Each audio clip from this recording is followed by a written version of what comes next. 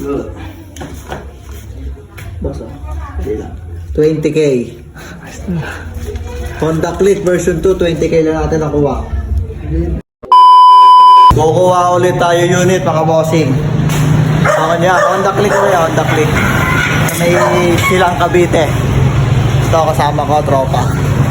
Yo. Alis na tayo, baka maunahan pa tayo ng iba eh. Yan.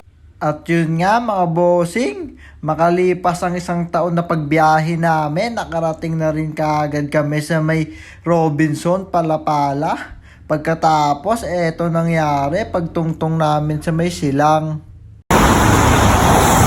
Yun guys, sinabot na kami ng ulan dito. Sa may bandang silang. So, set lang kami kapote. At sibat na ulit. Ayan, bigla siya tumila kung kailan kami nakasuot ng kapote. Tignan nyo mga bossing, oh. Bigla siya tumila, puto nakakapote na kami. Na. Gago! Pagkalipas pa nga ang ilang sandali mga bossing, nandito na kami sa pagkukuhaan namin ng unit.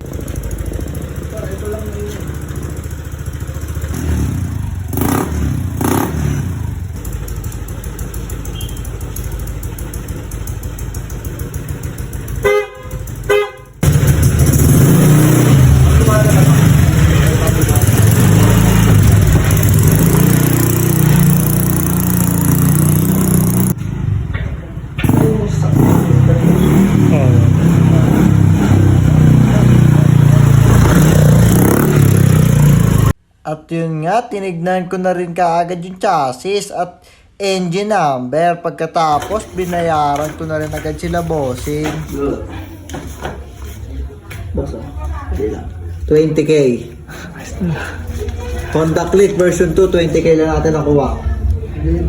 Pwede na! Tubo na, lugi pa sila. Gago! At yun nga, joke nga lang pala yun. Hindi nga pala 20k ang kuha ko doon mga bossing. Malabo tayong makakuha ng 20k na Honda Click. Gago! At yun nga mga bossing, pauwi na pala tayo dyan. Na mekos-mekos ko nga yun pala yung first owner. Gago! Ayan si bossing, buyer natin. May buyer na tayo. Naka-hazard. Ayan. Ito yung naka-hazard. Ayan. Ayan.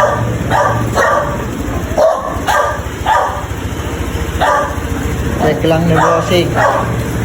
Goods na goods yan.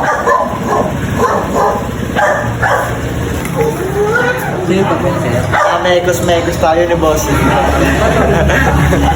Ito, buyer natin ni bossing. Yo, check mo.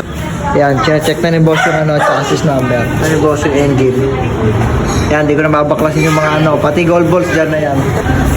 Yan, binayaran na ako ni bossing. Yan. Yo, bilangin na natin to. Yan. At yun, binilang ko na pala kaagad yung bayad sa akin ni bossing. Kaya pala mukhang konti kasi Gcash yung iba. Tapos, pinapirma ko lang siya dyan. Pagkatapos niyang pirmahan, uwian na nga sila. Ayan, mekos ako ni bossing.